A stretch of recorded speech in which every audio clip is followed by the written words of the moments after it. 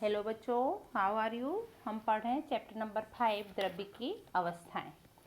द्रव्य की अवस्थाओं में हमने लास्ट लेक्चर में आंतर आणविक बल, प्रकीर्ण बल, द्विध्रुव बल, द्विध्रुव प्रेरित द्विध्रुव बल देखा, ऊष्मीय ऊर्जा देखा और अंतर आणविक बल बनाम ऊष्मीय परस्पर प्रक्रियाओं के बारे में सीखा। आज हम अपने न्यू टॉपिक पे जा रहे हैं, गैसीय अवस्था। यह द्रव्य की सरलतम अवस्था है। आप जानते तो होंगे ही गैसीय अवस्था क्या है। हम पूरे जीवन काल में वायु के महासागर में डूबे होते हैं, जो गैसों का मिश्रण होता है। हम वायुमंडल की सबसे नीची परत ट्रोपोस्फियर, जो गुरुत्वीय बल के द्वारा पृथ्वी से बंधी रहती है, में जीवन व्यतीत करते हैं। वायुमंडल की यह पतली परत हमारे जीवन के लिए महत्वपूर्ण है। यह परत हमारी हानिकारक विकिरणों से रक्षा करती है। इसमें di oxygen, di nitrogen, carbon dioxide, जलवाष्प समझ रहे हो ना, कार्बन मोनोऑक्साइड और H2 का मिश्रण, दैट इज द जलवाष्प, जल गैस के रूप में भी जिसे जाना जाता है। अब हम देखेंगे गैसीय अवस्था में कौन से भौतिक गुणधर्म होते हैं। 2 मार्क्स में ये क्वेश्चन पूछा जाता है कि गैसीय अवस्था के मुख्य लक्षण बताइए। तो पहला, गैसें अत्यधिक स्पंदनीय होती हैं, दबनीय होती हैं। गैसें सभी दिशाओं में समान दाब प्रेषित करती हैं। ठोस तथा द्रव की तुलना में गैसों का घनत्व अत्यंत कम होता है। गैसों का आयतन तथा आकृति अनिश्चित होती है। ये पात्र का आयतन तथा आकृति अपना लेती हैं। गैस किसी यांत्रिक सहायता के बिना प्रत्येक अनुपात में पूर्ण मिश्रित होती हैं। ये हुए गैसों के भौतिक गुणधर्म। 2 मार्क्स में आए तो ये 5 पॉइंट आपको लिखने रहते हैं। चलिए अब आते हैं हमारे गैस के नियम। Most important part of this chapter, gas के नियम। तो इस चैप्टर में हमको गैस के अलग अलग नियम सीखने हैं। बॉयल का नियम, चार्ल्स का नियम, गैलुशेक का नियम। अलग अलग वैज्ञानिकों ने गैस के भौतिक गुणधर्मों का अध्ययन किया और उसके आधार पर उन्होंने अलग अलग नियम दिए।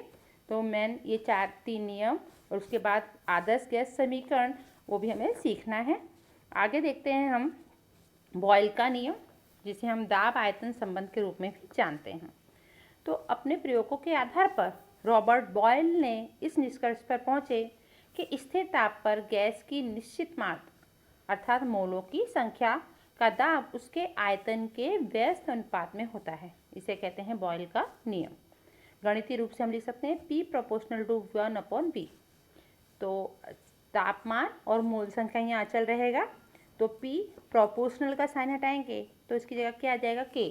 तो P = K1 1/V। ये हुआ बॉयल का नियम। इसके संदर्भ में ग्राफ बनाया हुआ है, देखिए दाब वर्सेज आयतन का। अलग अलग तापमान पर आपको कर्व दिख रही हैं, तापमान अचल है और दाब वर्सेज आयतन का ग्राफ बनाया गया। ये बॉयल का नियम आपको दर्शाता है। दूसरा ग्राफ भी आपको तापमान अचल रख के दाब आयतन का ग्राफ है। तो जब ये क्वेश्चन लिखना है, दोनों आयतन और दाब वर्सेज आयतन का ग्राफ आपको बनाना है। तापमान T1, T2 और T3 लिया गया है। यहाँ पर आगे K1 क्या है, समानुपाती स्थिरांक है। स्थिरांक K1 का माप गैस की मात्रा, गैस के ताप तथा उन इकाइयों जिनके द्वारा P तथा V व्यक्त किए जाते हैं पर निर्भर करता है। समीकरण को अगर हम पुनर्व्यवस्थित करें तो क्या था, P प्रोपोर्शनल टू 1/V था, तो क्या हो जाएगा, PV = K1। अर्थात स्थिर ताप पर गैस की निश्चित मात्रा का आयतन तथा दाब का गुणनफल स्थिर होता है। यदि गैस की निश्चित मात्रा को स्थिर ताप पर दाब P1 तथा आयतन V1 से प्रसारित किया जाता है तो बॉयल के नियम के अनुसार क्या हो जाएगा, P1V1 = P2V2 इक्वल टू स्थिरांक, that is P1/P2 = V2/V1। Okay बेटा, तो इतना 3 मार्क के क्वेश्चन में आता है तो उतना लिखना है। अगर आपको समतापी वक्र भी पूछा जाए तो आगे हम देखेंगे कि बॉयल के नियम को 2 प्रकार से ग्राफीय निरूपण किया गया है। ऊपर देखा आपने, विभिन्न तापों पर ग्राफ दिया हुआ है। K1 का मान प्रत्येक वक्र के लिए अलग अलग होता है, क्योंकि किसी गैस के दिए गए द्रव्यमान के लिए यह केवल ताप के साथ परिवर्तित होता है। प्रत्येक ग्राफ भिन्न ताप से संबंधित है, इसे समतापी वक्र कहा जाता है। उच्च वक्र उच्च ताप से संबंधित होता है, अधिक सघन हो जाती है। बॉयल का नियम का उपयोग करके गैस के दाब तथा घनत्व के बीच संबंध हम प्राप्त कर सकते हैं। परिभाषा के अनुसार घनत्व T, आयतन V तथा द्रव्यमान M का संबंध हो जाएगा D = M/V। घनत्व का सूत्र होता है घनत्व बराबर द्रव्यमान बटे आयतन। यदि हम बॉयल के नियम का आयतन का मान इस संबंध में रखें तो हमें यह संबंध प्राप्त होगा D = m/K1 × P। ओके बेटा, तो 4 मार्क्स या 3 मार्क्स में क्वेश्चन आता है, इंपॉर्टेंट क्वेश्चन है, बहुत अच्छे से आपको तैयार करना है। उदाहरण देख लीजिए इससे रिलेटेड। उदाहरण 5.1, एक गुब्बारे में कमरे के तापमान पर हाइड्रोजन गैस भरी है, दाब 0.2 बार से अधिक कर दिया जाता है तो गुब्बारा फूट जाता है।